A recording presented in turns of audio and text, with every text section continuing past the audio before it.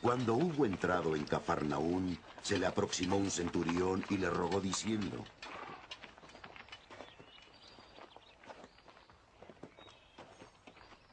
¡Alto!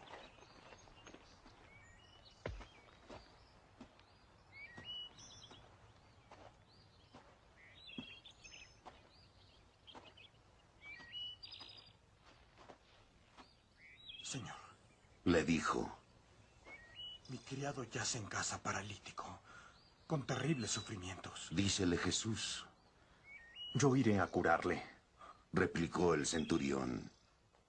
Señor, no soy digno de que entres en mi casa. Con que lo digas de palabra, mi criado quedará curado.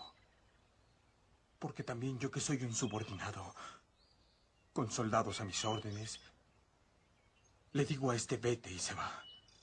Y a otro: ven, y viene.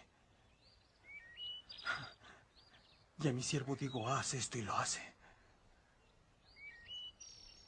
Al oír esto, Jesús quedó admirado y dijo a los que lo seguían: os aseguro que no he encontrado a nadie en Israel que tenga esta fe tan grande.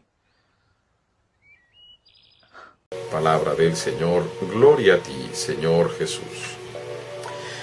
Había un oficial romano, probablemente un centurión, que tiene enfermo y a punto de morir a un criado muy querido. Ya de la entrada es muy interesante porque el centurión romano era un pagano por fuerza de necesidad. ¿Por qué? Simple y llanamente porque como soldado y sobre todo como oficial, como centurión, tenía obligación legal de ofrecer sacrificios al César. Había una multitud de dioses de acuerdo a los romanos, y dentro de ellos los césares se iban proclamando como dioses, y parte de la lealtad del ejército era precisamente que ellos adoraran al César como un dios. Entonces este centurión era pagano. Ahora lo interesante, si se fijan ustedes, es que no está intercediendo por un hijo de él o por un familiar, sino precisamente por un sirviente, y ni siquiera un sirviente, por un esclavo.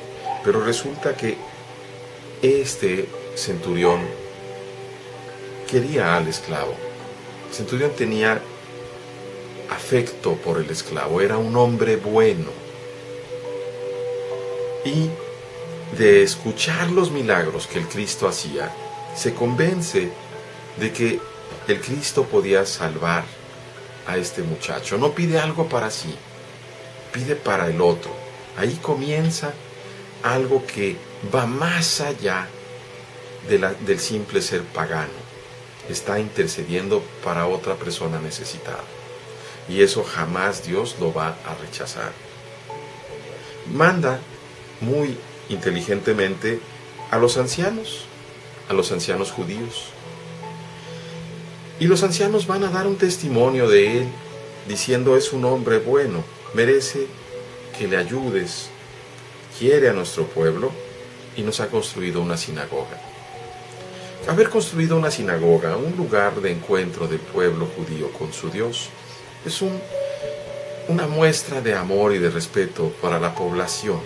Generalmente, en los ejércitos de oposición, los ejércitos de opresión, como eran los ejércitos romanos en el caso de la Palestina, ellos estaban oprimiendo al pueblo, lo tenían sojuzgado. Había precisamente un destacamento mediano ahí en Jerusalén, y también, como sabemos, aquí en Cafarnaún, para poder sofocar cualquier rebelión. Y lo natural era que los jefes militares rechazaran, y más aún pudieran tener sentimientos de desprecio para el pueblo judío. Y sin embargo, aquí vemos a uno que no solamente les tiene consideración, sino que los trata con afecto. Jesús se pone en marcha por la intercesión de los ancianos. Es una marcha que muestra la buena disposición que tiene Dios siempre para con aquel que pide. Y antes de que llegue a su casa, el oficial romano vuelve a mandar a otros para decirle: no te molestes, yo no soy digno de que entres en mi casa. Conoce precisamente la ley de los judíos. Sabe que un rabí no puede entrar a la casa de un pagano sin contaminarse, y le quiere evitar esa molestia, quiere evitar que los fariseos vayan a murmurar de él.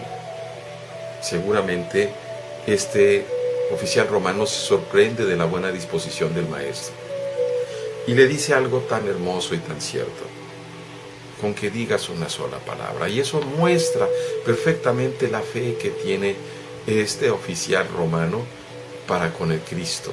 Tan solo con que lo digas de palabra, una palabra, mi criado va a quedar sano. Porque yo, aunque apenas soy un subalterno, también tengo personas, soldados a mi cargo, y si yo lo mando, ellos lo cumplen. Le está diciendo: si tú le mandas a la enfermedad, aunque tú no estés presente, con que tan solo lo digas, y ahí se acerca tremendamente este pagano a una profesión de fe. Por eso Jesús nos dice: ni en Israel he hallado una fe tan grande.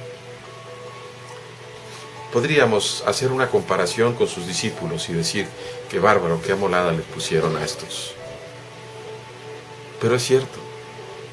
Y yo te pregunto hoy a ti: ¿cómo es tu fe? ¿De veras crees que con una palabra que pronuncie el Señor al respecto a una necesidad que tengas es suficiente para ti? ¿O acaso estás como los judíos esperando que venga a imponerte las manos? Como le reclama Jairo: ven a imponerle las manos para que viva mi hija. Probablemente se hubiera ahorrado muchos dolores de cabeza y mucho sufrimiento Jairo si le hubiera dicho lo mismo que el centurión. Pero la diferencia es la fe, es la confianza. ¿Y cómo podemos tener fe? Reconozcamos primero que nada que la fe es un don de Dios, es un regalo. Pero la fe también crece. Crece la fe cuando nosotros vamos viendo el amor de Dios en nosotros. Y el sentir el amor constante de nuestro Dios nos da precisamente la confianza de ser amados. Y esa confianza se traduce en fe. Dios les bendiga, hermanos.